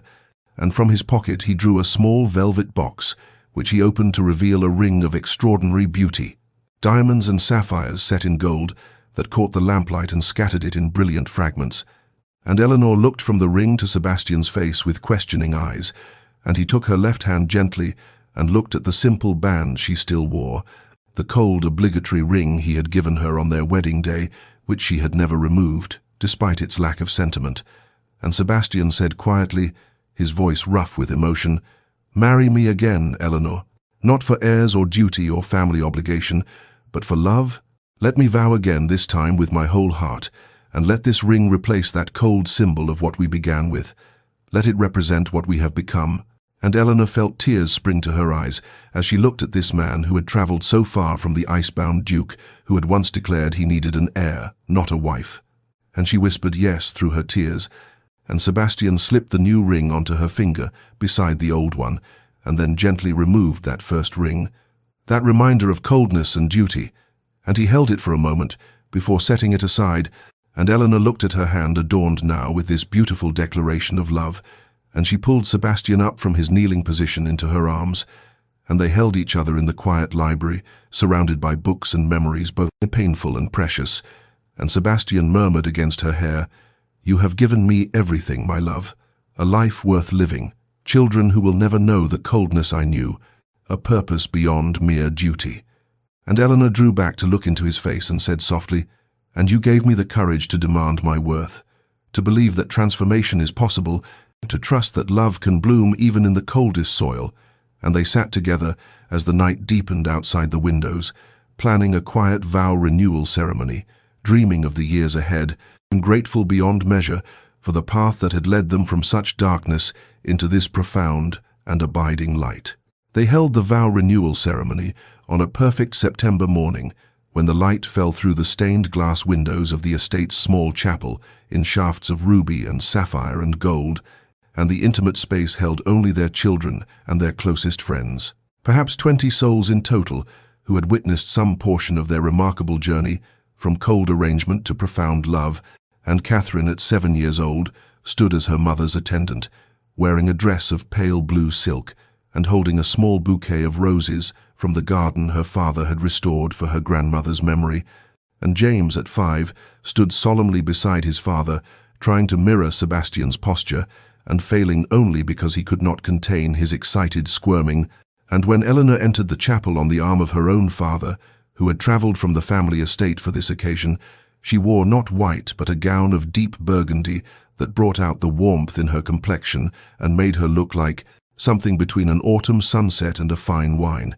And Sebastian, standing at the altar, felt his breath catch just as it had on their first wedding day, though for entirely different reasons now. For then he had seen only duty and obligation, but now he saw the woman who had saved him from himself, who had demanded he become more than the cold shell his father's cruelty had made him, who had given him children and purpose, and a reason to greet each morning with gratitude rather than grim determination. And when she reached him and took his hands in hers, their eyes met and held with such intensity of feeling that several guests found themselves reaching for handkerchiefs before the vows had even begun. And the elderly vicar, who had married them the first time in that cold, formal ceremony a decade earlier, now smiled with genuine warmth as he invited Sebastian to speak his vows, and Sebastian's voice, though it had commanded ballrooms and parliamentary chambers and estate meetings, trembled slightly as he began. "Eleanor, 10 years ago I stood in this very place and promised you my name, my protection, my duty, but I did not promise you my heart, because I believed I had none to give. I was a man encased in ice, convinced that coldness was strength and that love was the weakness that had destroyed my mother, and I brought you into a prison of my own making and expected you to live there quietly without complaint. And you did live there, with grace and dignity that shamed me, though I refused to acknowledge it. until the day you had the courage to hand me divorce papers and tell me you deserved more than half a life, and that day you shattered every wall I had built. You forced me to see that I was not protecting myself but destroying us both. And Eleanor, you gave me a life beyond mere existence. You taught me that strength lies not in walls, but in the courage to tear them down. You showed me that love is not weakness but the greatest power we possess,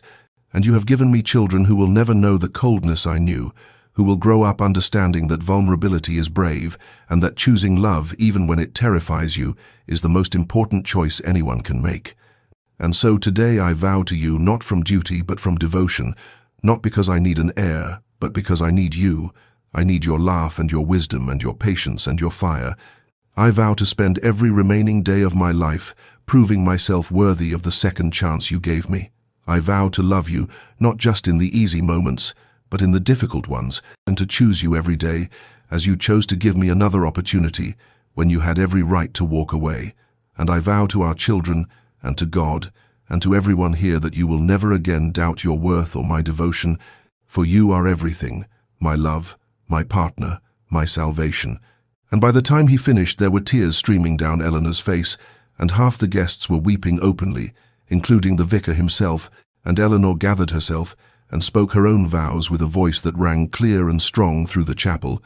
Sebastian, when I married you, I was young and frightened, and I believed that a quiet, dignified suffering was all I could expect from an arranged marriage. I had dreams of love and partnership, but I had resigned myself to living without them, and for months I did live in that resignation, watching you from a distance, seeing glimpses of the man beneath the ice and loving you despite knowing you could not or would not love me in return. And when I finally found the courage to present you with those divorce papers,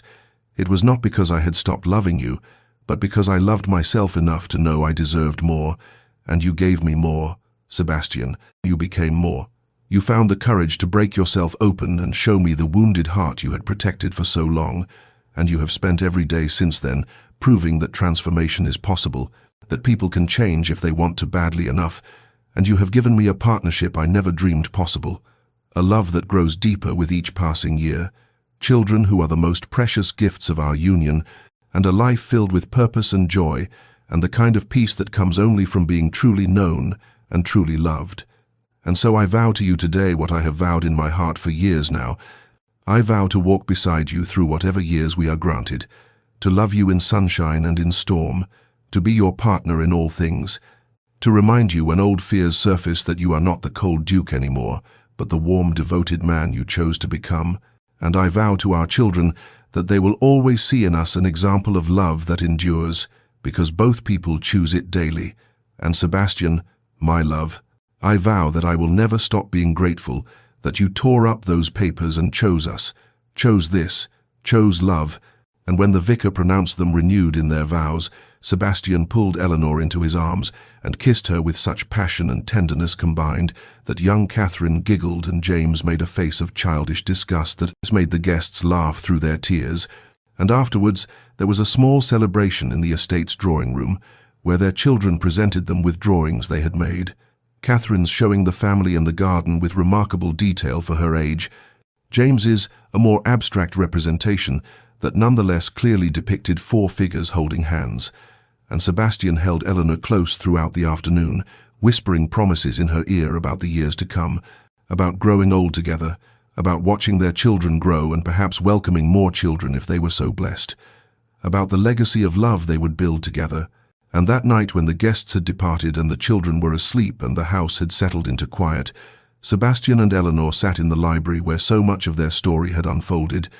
and they talked about the future with the ease of people who trusted completely in each other and in what they had built, and the happiness that surrounded them was not the giddy excitement of new love, but something far more valuable, the deep, abiding contentment of love that had been tested and proven, love that had survived coldness and distance and near destruction, to emerge stronger and more beautiful than either of them could have imagined.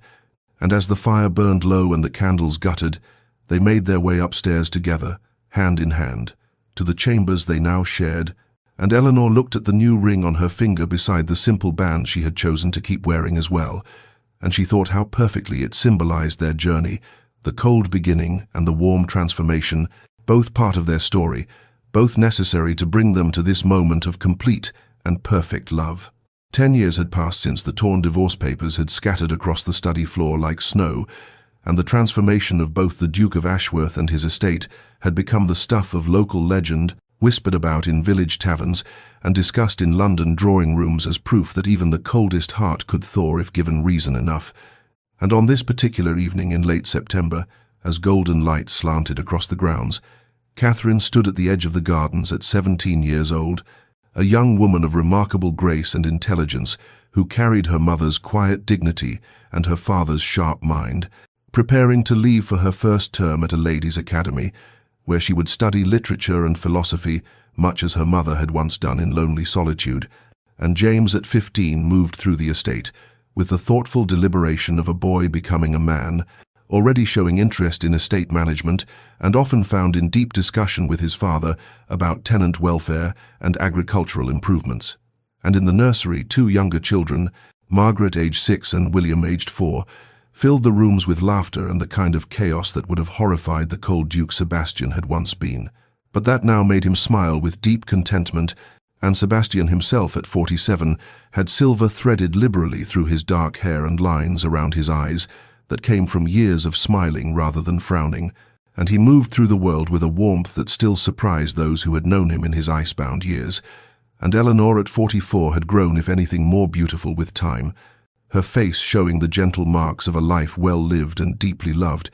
and she radiated a contentment so profound that visitors to the estate often remarked on the peaceful atmosphere that seemed to emanate from the Duchess herself. And the estate under their joint stewardship had become not merely prosperous but beloved, known throughout the county for its fair treatment of tenants, its charitable works, its support of local schools and orphanages, and the village that lay in its shadow had grown and thrived in ways that would have seemed impossible during the cold reign of Sebastian's father.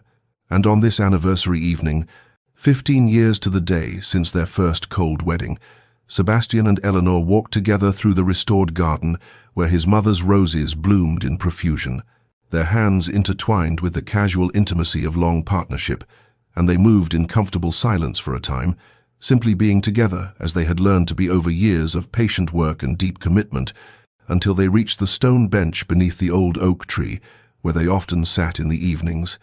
and Eleanor settled onto the worn stone while Sebastian remained standing for a moment, looking back at the house where warm light spilled from windows and the sounds of their children's voices drifted on the autumn air, and he said quietly, "Do you remember the first time I found you in this garden, when you had restored it without my asking, when I said nothing but felt everything?" And Eleanor smiled and drew him down beside her and replied, "I remember every moment, Sebastian, the cold ones and the warm ones, the distance and the drawing together, all of it necessary to bring us here." And Sebastian took her hand and studied it,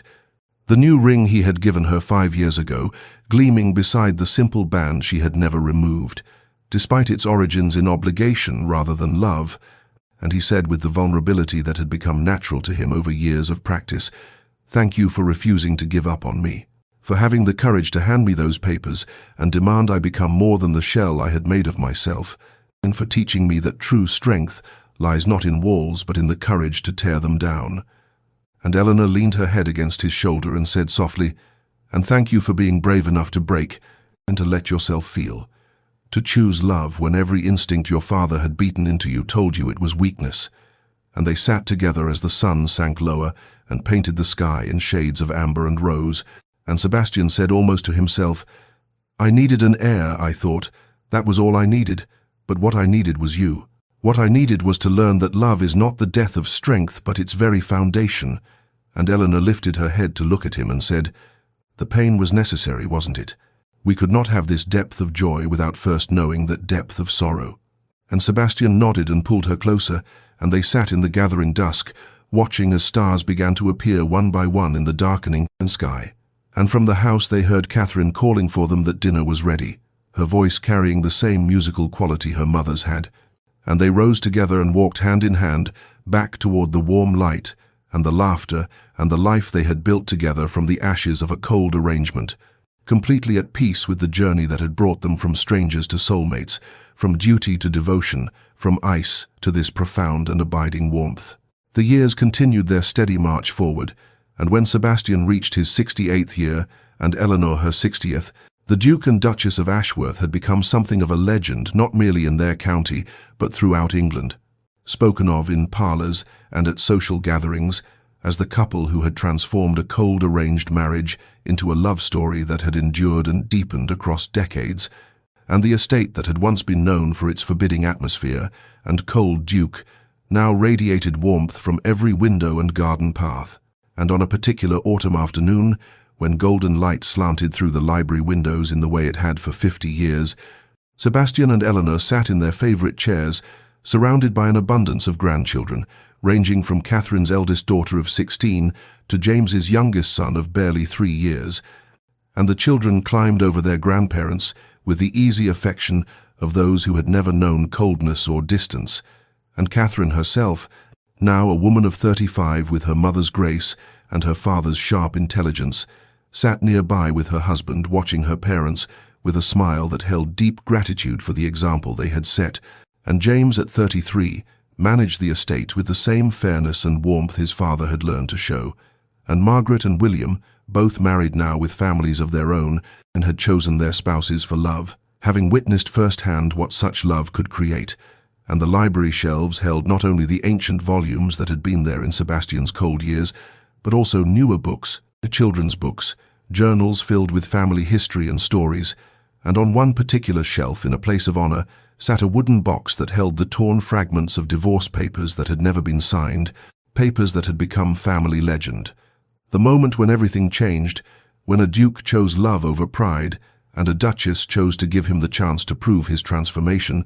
and Sebastian's hair was now entirely silver, and his face deeply lined, but his eyes still held that warmth that had replaced the ice so many decades ago,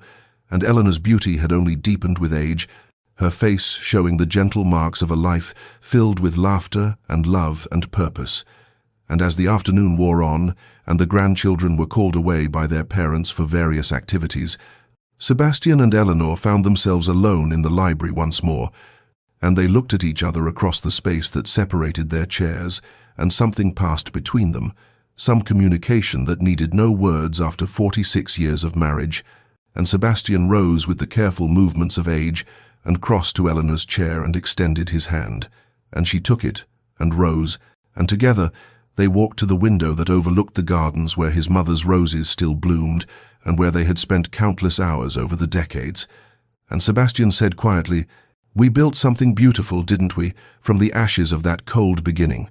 And Eleanor leaned against him and replied, "We built everything, my love, a family, a legacy, a love that our children and grandchildren will carry forward." And they stood together watching the gardens in the fading light,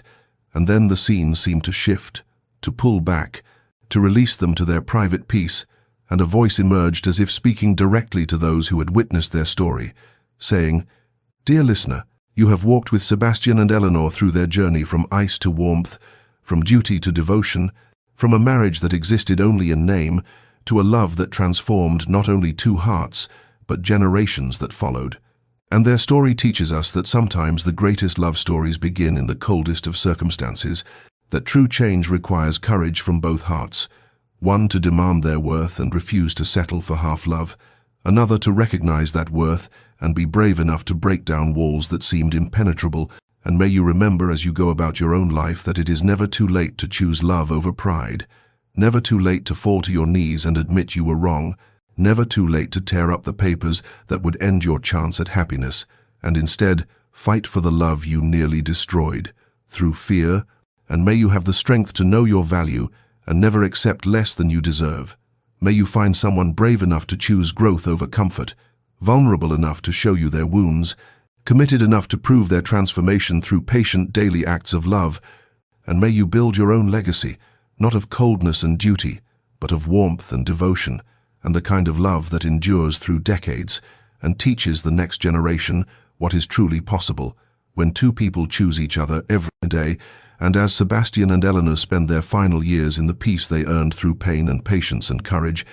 may your own heart know such peace, may your own love story, whatever form it takes, lead you toward the profound contentment that comes from being truly known and truly loved. And may you sleep tonight with hope in your heart and the knowledge that transformation is always possible for those brave enough to choose it. From Loving Soul Stories. And may you subscribe and like and share these stories with others who need to hear that love can heal even the deepest wounds. And may your dreams be filled with the warmth that Sebastian and Eleanor found together, the warmth that began with cold words on a winter wedding night and grew into a fire that warmed not only their hearts, but the hearts of all who knew them. May such warmth be yours as well, now and always.